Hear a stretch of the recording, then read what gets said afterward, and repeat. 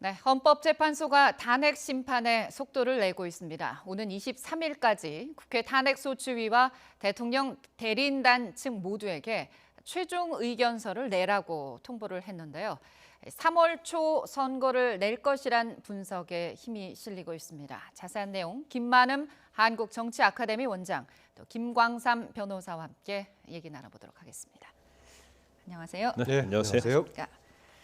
네, 헌재가 오는 23일까지라고 이제 좀 못을 박았습니다. 처음으로 그동안 주장한 내용을 서면으로 내라 이렇게 요구를 했는데 어떻게 이 말은 사실상의 어떤 최종 입장을 내라는 거로 해석을 할 수 있을까요? 그렇죠. 이제 최종 의견을 내라는 얘기는 이제 재판을 어느 정도 마무리하겠다는 거예요. 그리고 이제 최종 변론을 내는 시점 자체가 재판이 완수가 됐을 때, 성수가 됐을 때 최종 변론을 내는 것이기 때문에 23일 날 최종 변론을 내라 그런 이야기는 그 전에 종결을 하겠다는 거죠. 그런데 이달 22일 날 이제 그렇다고 하면 그게 이제 마지막 변론길이 될 수 있고요. 그날 안종범과 최순실 씨가 다시 나옵니다. 근데 사실 전에 이미 증인 신문을 했었어요. 5시간이나. 그렇지만 이제 박근혜 대통령 법률 대리인 측이 또 중복적으로 신청을 했는데 이제 그 부분에 대해서는 아마 헌법재판소가 공정성에 대한 시비를 좀 없애기 위해서 들어줬던 것 같습니다. 그러면 그날 아마 그 신문 시간이 그렇게 많지 않을 가능성이 크다고 봐요. 그래서 그날은 신문을 하고 나서 또 어떠한 얘기를 하느냐에 따라 달라질 것 같고요. 또 23일 날 최종 변론을 하게 되면 한 길 정도는 더 갈 수 있다고 봅니다.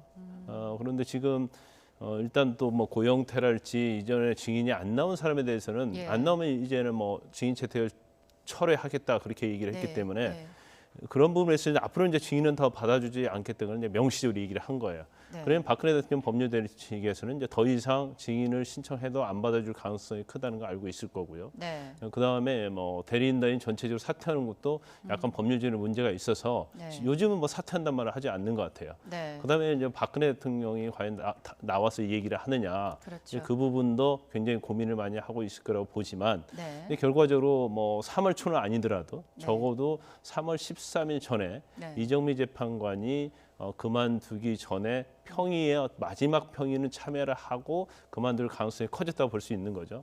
따라서 적어도 3월 13일 직전 또는 직후에 헌재의 결정이 날 가능성이 크다 이렇게 봅니다. 말씀하신 것처럼 오는 22일까지죠. 4차례 변론을 헌재에서 더 할 수 있는데 어쨌든 증인 신문을 할 텐데 증인이 나오든 안 나오든 추가 변론은 이제 없다. 이런 내용으로 저희가 파악을 할 수 있겠습니다. 그러면서 이제 헌재 재판관들 말이죠. 대통령 변호인단에게 이해할 수 있는 설명을 해달라 이런 요구를 했어요. 이게 어떤 뜻인가요? 지금 대통령 대리인 측에서 그동안에 여러 가지 질문들을 할 때 좀 앞뒤가 안 맞는 질문이라든가 불필요한 질문들을 계속해왔기 때문에 그렇죠. 지금 박근혜 대통령 측의 대리인 쪽에서 지금 여러 가지 접근하는 방법 중에 하나가 지연이 있지 않습니까? 지연에 따라서 현재의 아까 김광삼 변호사가 지적했던 이정미 재판관의 3월 13일 임기 끝난 이후까지 어떻게 연장을 해보려는 그런 문제를 지적했죠. 아까 이번 23일까지 최종 정리해서 서면으로 제출하라고 했던 것이 단순한 일정 차원의 지적뿐만이 아니라 사실상 그동안에 밖에서 나왔던 일부 한 2명쯤이 무슨 뭐 기각 의견을 가지고 있다든가 일정이 연기된다든가 근거 없는 억측을 사실은 정리하려는 그런 입장도 있었을 겁니다. 우리가 학교의 시험으로 보자면은 보통 학생 때 기억이 날 겁니다. 시험이 끝나가려고 하면 감독관이라든가 선생님이 이제 정리해서 내라. 아마 그런 상황으로 볼 겁니다. 지금 재판관들이 지적했던 내용 중에서는 심지어는 앞뒤가 안 맞는 질문들 예컨대 저 기업들에게 돈 협찬받았던 것 이것이 국가 정책 차원에서 했다라고 한다면은 왜 이것을 증거 인멸하려고 했느냐 이런 얘기가 나왔었죠. 또 좋은 인재 추천하려고 했었다. 그러면 그동안에 청와대에서 좋은 인재가 있을 경우에 정부나 정부위원회에 등용한 적은 있지만은 일반 민간 기업에 청와대가 직접 추천한 적이 있었느냐.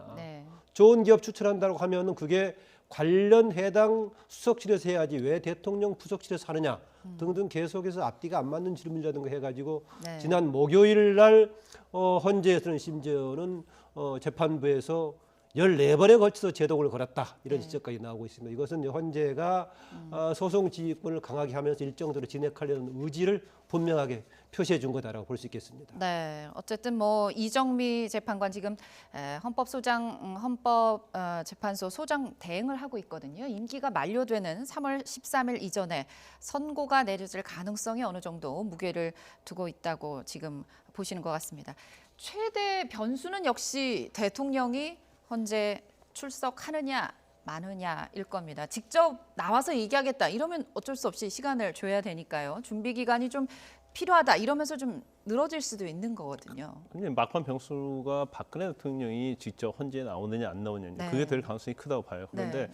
이제 그 부분에 대해서도 박근혜 대통령 측에 어떤 꼭 득이 있는 것은 아니에요. 네. 물론 뭐 기일을 연기시키고 지연시키는 데 있어서는 뭐 그게 가장 뭐 청와대나 박근혜 대통령이 제일 선호하는 그런 전략이긴 하지만 네. 근데 나왔을 때 과연 본인이 입을 수 있는 그러한 여러 가지 많은 손실이 있을 수 있는 겁니다. 그래서 이번에 국회 소추인단이 그런 얘기를 했잖아요. 나오면 소추인단의 어떤 질문에 대해서 네. 답을 해야 한다. 그러니까 박근혜 대통령 법률대리인 측에서 그건 박근혜 대통령과 상의하겠다 이런 얘기를 했어요. 그래서 예. 이제까지 어떤 정규제 TV랄지 아니면 국민과의 담화에서는 굉장히 일방적인 얘기를 했어요. 일방적인 변명을 했지만 네. 만약에 본인이 탄핵 심리 기일에 나서게 되면 어떤 굉장히 송곳 같은 질문에 답을 해야 하는 그런 의무가 있는 겁니다. 그래서 네. 이제 그런 부분에서 오히려 만약에 거기서 제대로 답변하지 못하면 탄핵에 또 결정에 영향을 미칠 수가 있어요. 네. 근데 그렇지만 그래도 3월 13일 이후 그러니까 이정미 헌재 재판관이 참여하지 않은 상태에서 만약에 평의가 되고 결정이 되면 그건 굉장히 확률적으로 유리하다고 생각하면 끝까지 나온다고 할 수 있죠. 그런데 네. 제가 볼 때는 이제 헌재에서요. 적어도 다음 주 첫 기일에 네. 대통령이 직접 헌재에 나올 의사가 있느냐를 분명하게 박근혜 대통령 법률 대리인 측에 물어야 한다고 봅니다. 네. 그래서 나오겠다고 하면 그러면 23일 날 최종 그날 의견 내라고 했으니까 22일 날이 최종 심리 기일이니까 네. 적어도 그날 증인신문 끝나고 나와서 답변을 하도록 해라. 그렇게 얘기할 가능성이 크다고 봐요. 예. 그래야지 어떤 소송의 지연이랄지 그런 걸 막을 수 있다고 보거든요. 예. 그래서 아마 그 부분도 박근혜 법률대리인 측에서 생각을 많이 하고 있다. 고민을 하고 있으면서 이제 어떠한 전략을 갈지 네. 아마 다음 주 첫 재판을 시작하면 네. 탄핵 심리 기일에 좀 가늠해 볼 수 있지 않나 싶습니다. 그래서 국회 측 소추위원 측에서는 대통령의 출석 여부에 관해서 14일까지 확답을 달라 네. 이렇게 했죠. 종합적으로 봤을 때 박근혜 대통령이 과연 지금 특검도 지금 대면 조사 여부가 남아 있지 않습니까? 네. 과연 둘 중에 둘 다 할지 결국은 둘 다 하지 않고 한 번도 하지 않고 끝날지. 대통령이 어떻게 보세요? 대국민 사과문 두 번째 발표를 할 때 검찰 조사에 적극적으로 응하겠다. 그랬죠. 특검에도 응하겠다 네, 했었는데 검찰에 대해서는 뭐 상상과 추측에 의한 무슨 뭐 사상 누각이다 하면서 출석하지 않았었고 지금 네. 대면 조사는 여러 가지 이유 돼 가지고 지금 기피하고 있는데 대면 조사 남았고 헌재 출석이 있는데 둘 다 하지 않을지 둘 중에 하나쯤은 할지 지켜볼 부분인데 제가 봤을 때는 경우에 따라서는 둘 다 하지 않을 가능성이 끝날 때까지 좀 있어 보이긴 합니다. 네. 이런 와중에 말이죠. 이 고영태 씨가 지인이랑 나눈 통화 녹취록이 공개가 되면서 또 다른 논란을 지금 불러오고 있습니다. 일단 그래픽을 한번 보실까요? 네, 고영태 씨가 이제 측근과 나눈 통화 녹취록인데요. 제일 좋은 그림이 뭐냐면 틀을 몇 개 짜놓은 다음에 빵 터져서 날아가면 이게 다 우리 거니까 하면서 뭔가를 모의하는 듯한 그런 얘기가 나오고 있습니다. 그러면서 뭐 정부 예산 36억 원을 나눠 먹자 뭐 이런 얘기가 나오고요. 이런 거 말이 나오면 안 되고 잘해야 한다 뭐 이런 등등. 이게 어떻게 보면 박근혜 대통령 측 그 변호인단 측의 주장에 어떤 힘을 실어줬다는 그런 분석도 나오고 있습니다. 조금 전에 이제 검찰이 헌재 고영태 씨의 녹취 파일과 녹취록을 다 제출했다 이런 보도도 저희가 방금 해드렸거든요. 이게 어떤 변수가 될 수 있을까요? 일단 뭐 아주 큰 변수는 되지 않을 겁니다. 왜냐하면 이제 본질적인 측면을 우리가 따져봐야 하는데 네. 이제 고영태 씨가 내부 고발자로 해서 어떤 국민들한테 어떻게 보면 의인처럼 네. 그런 뭐 그렇게 취급을 되는 경우도 있었지만은 네. 결과적으로 내부 고발자는 맞는데 네. 순수한 내부 고발자가 아니다라는 것이 저런 녹취 파일을 통해서 나타나고 있어요. 그렇지만은 일단 아까 제가 말씀드린 것처럼 이제 본질을 봐야 한다. 그러면 내부 고발자가 어떤 이득을 취하려고 했다 하더라도 네. 결국 최순실 게이트에 국정농단의 어떤 시발점이 됐고 이걸 밝혀내는데 굉장히 공헌을 한 거라고 볼 수 있는 거죠. 그래서 그로 인해서 지금 수많은 것들이 많이 밝혀지지 않습니까? 근데 그 부분에 대해서도 우리가 일단 인정할 부분 인정해야 한다고 보고요. 네. 또 저런 내용들이 밖으로 나와서 돌아다니는 그런 의도를 좀 봐야 한다. 그래서 결과적으로 고영태가 최순실이나 박근혜 대통령이 굉장히 불리한 증인이기 때문에 네. 거기에 대해 이제 탄핵을 하려는 그런 의도를 볼 수 있다고 봅니다. 네. 하지만 아까 말씀드린 것처럼 이제 본질적인 면에서 엄청난 국가의 어떤 국정농단을 밝히는데 진실을 밝히는데 도움을 준 거기 때문에 네. 그로 인한 어떤 공익적 효과를 우리가 눈여겨봐야지 저걸 고영태한테 무조건 비난하는 그런 시각으로 봐서는 뭐 적절하지 않다. 저는 그렇게 네. 생각을 합니다. 이번엔 좀 특검 얘기로 넘어가 보죠. 박영수 특검팀이 대통령에게 출석 통지서를 발송할 것이다. 이런 내부 방침을 정한 것으로 조금 전에 저희가 특검 사무실 연결했을 때 취재 기자도 전해줬습니다. 어떻게 보면 조율 대신에 통보를 선택한 건데요. 이 출석 통지서라는 게 구체적으로 뭐고 또 어떤 의미가 있는 걸까요? 일반적으로는요. 피의자나 또 참고인을 소환할 때는 출석 통보서를 보내죠. 그래서 몇 월 며칠 몇 시까지 어디로 와서 조사를 받으라고 하는 겁니다. 네. 그런데 이제까지 특검에서는 이제 그런 형식을 취하지 않았죠. 네. 그러니까 대통령에 대한 예우 차원에서 예외적으로 그러면 조율을 하자. 그래서 박근혜 대통령 측 법률 대리인하고 조율을 쭉 했었어요. 네. 조율을 해서 결과적으로 이달 9일 날 그리고 청와대 경내에서 조사를 받기로 했잖아요. 네. 그럼 엄청난 대통령서 예우를 해준 거예요. 그렇지만 결과적으로 조사 받기 직전에 그리고 어떤 시점과 장소를 외부에다가 흘렸다는 어떤 트집을 잡아서 결국 무산됐지 않습니까? 네. 근데 만약에 또 조율을 다시 협의를 하는 형식으로 가면 이게 또 반복이 될 수 있어요. 그럼 예. 결과적으로 시간이 끌 수밖에 없기 때문에 그러면 특검에서는 좋다. 그러면 소환에 대해서는 법에 정해진 절차대로 하겠다, 원칙적으로 가겠다고 네. 하는 거예요. 그러면 결과적으로 이제 나중에 과연 청와대나 대통령 측에서 어떤 답변이 오기를 지금 기다리고 있는 중이죠. 네. 그런데 이런 답변 자체는 대통령 측에서는 되도록이면 늦게 줄수록 좋기 때문에 네. 아무런 지금 응답을 하고 있지 않나 싶습니다. 그리고 지금 사실 특검의 수사기간이 2월 28일이잖아요. 네. 그럼 박근혜 대통령 측에서는 되도록 받고 싶지 않을 거예요. 네. 왜냐하면 수사기간 연장 전에 받지 않아 버리면 나중에 결과적으로 검찰에서 수사를 받을 경우가 생기기 때문에 시간적으로 엄청난 시간을 벌 수밖에 없는 겁니다. 네. 그래서 안 받으려고 하는데 만약 안 받으려고 했을 때 받지 않았을 때 어떤 약간의 후폭풍이 있을 수 있죠. 수사기간의 연장이라는 네. 그것이 또 굉장히 여론적으로나 악화될 거예요. 그래서 그 부분에 대해서 굉장히 고민을 하고 있고 네. 만약에 받는다 하더라도 최대한 늦게 받으려고 전략적인 의도를 가지고 있다. 그렇게 볼 수밖에 없을 것 같아요. 네.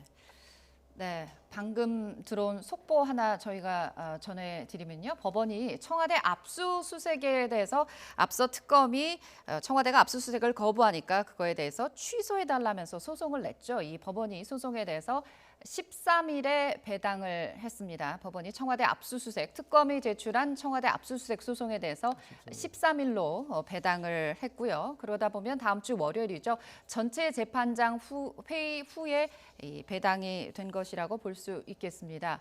네, 법과 원칙에 따라 최대한 신속하고 신중하게 재판을 하겠다는 법원의 그런 입장도 함께 전해진 것으로 지금 알려지고 있습니다. 다시 한번 전해드리면 특검이 앞서 청와대가 압수수색을 거부한 것에 대해서 취소해달라며 소송을 법원에 냈는데요. 이 법원이 오는 13일에 배당을 할 예정이라는 속보 들어와 있습니다. 계속 특검 수사 얘기를 해보죠, 원장님. 예. 이 특검팀이 조금 전에 이렇게 저희가 방금 속보도 전해드렸습니다만 청와대가 압수수색 거부하니까 이제 이거를 취소해달라고 법원에 소송을 냈습니다. 어떻게 보면 특검의 최후 카드라고 할 수 있을 것 같은데요.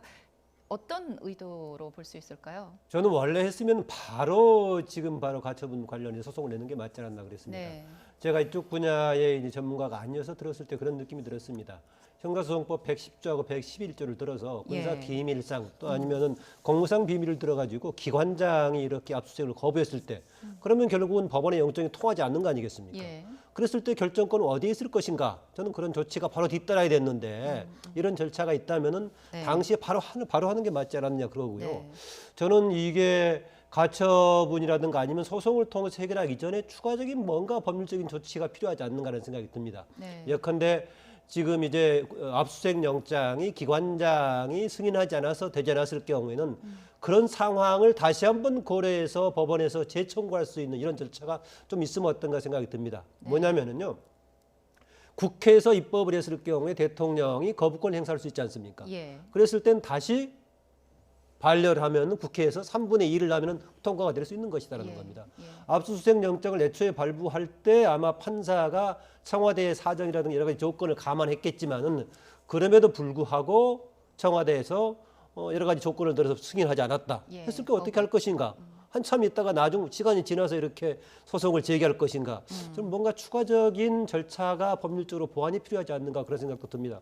뭐 전문가 어떻게 네. 보시나 모르겠는데요. 그 보안 부분에 대해서는 사실 형사소송법에서 네. 압수수색을 아무나 그러니까 사정기관에서 청와대를 언제든지 할 수 있는 것은 뭐 그건 안 되겠죠. 왜냐하면 예. 청와대 어떤 특수한 상황이 있기 때문에 그렇지만 특검법을 제정하면서 네. 그것도 이번 특검법을 제정은 야당이 주도를 했잖아요. 예. 그러면 이 특검법을 만들면서 약간 미비했던 것 같아요. 왜냐하면 네. 청와대를 압수수색은 당연히 청와대에서 거부할 거라고 예상할 수 있기 때문에 적어도 특검이 청와대에 있는 압수수색은 거부할 수 없는다는 조항만 하나만 넣었으면 예. 이런 문제가 생기지 않는 거죠. 그런데 그렇군요. 특검이 지금 지난번부터 계속 그 얘기를 했잖아요. 법리에 관한 고민을 하고 있다 했었는데 네. 그때 이제 언론에서는 뭐 장소가 뭐 군사나 공무상 비밀 장소 아닌 곳으로 지정해서 할 것인가 예. 뭐 그런 얘기를 많이 했었는데 결과적으로 보면 2월 28일까지 기간을 오래 두었던 이유는 이렇게 행정법원을 통해서 법적으로 어떤 정당성을 받으려고 한 게 아니냐 네. 그런 걸 이번에 제가 생각을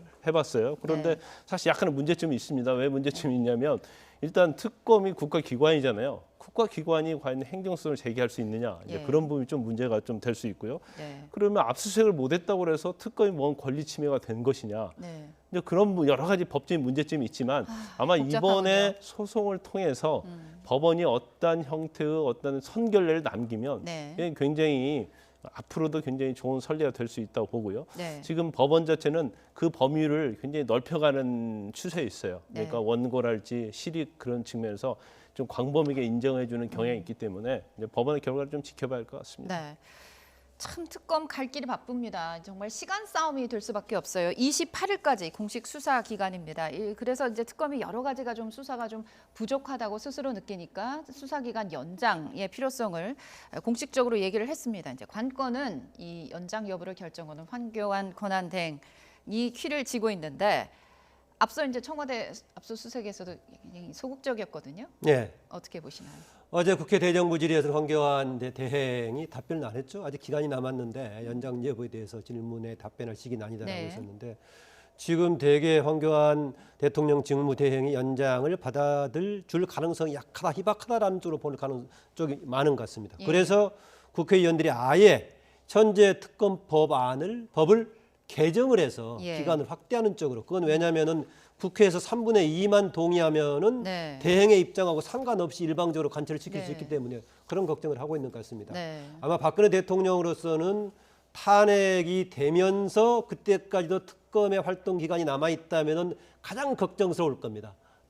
특검 쪽에서는 박근혜 대통령에 대해서 지금 강하게 압박해서 수사를 해 있는 상태고 네. 만약에 헌재에서 탄핵 인용 결정돼 버리면은 바로 이제 피의자에서 구속까지 바로 되면 진행이 돼 버리기 때문에 한편으로는 특검 기간을 종료를 시키려고 할 거고 네. 지금 헌재는 연장시키려고 하는 것 같습니다. 근데 네. 황교안 대행이요 특검의 수사기의 연장을 받아주지 않을 것이라는 걸 제가 어제 대정부질문에서 좀 읽을 수 있었어요. 어떤 측면이었냐면 네. 아니 뭐 받아주겠느냐 특검 연장에 대해서 계속 물었단 말이에요. 네. 근데 어떻게 대답한 중에 어떤 게 있냐면요. 아니 지금 20일이나 남아 있다. 네. 근데 지금부터 특검 수사기의 연장 운운하는 것은 제대로 앞으로 수사 20일 동안 수사를 하지 않겠다는 취지 아니냐. 네, 그러니까 그런 걸 물었죠. 보면 지금 네. 특검이 마치 놀고 있는 것처럼 그런 얘기를 해요. 네. 그런데 지금 연장을 해주냐 안 해주냐는 사실은 박근혜 대통령에게 제일 중요한 문제고 그다음에 황교안 총리한테도 굉장히 중요한 문제거든요. 만약에 연장이 되고 또 이정미 헌법재판관이 만약에 3월 13일 이전이나 직후에 네.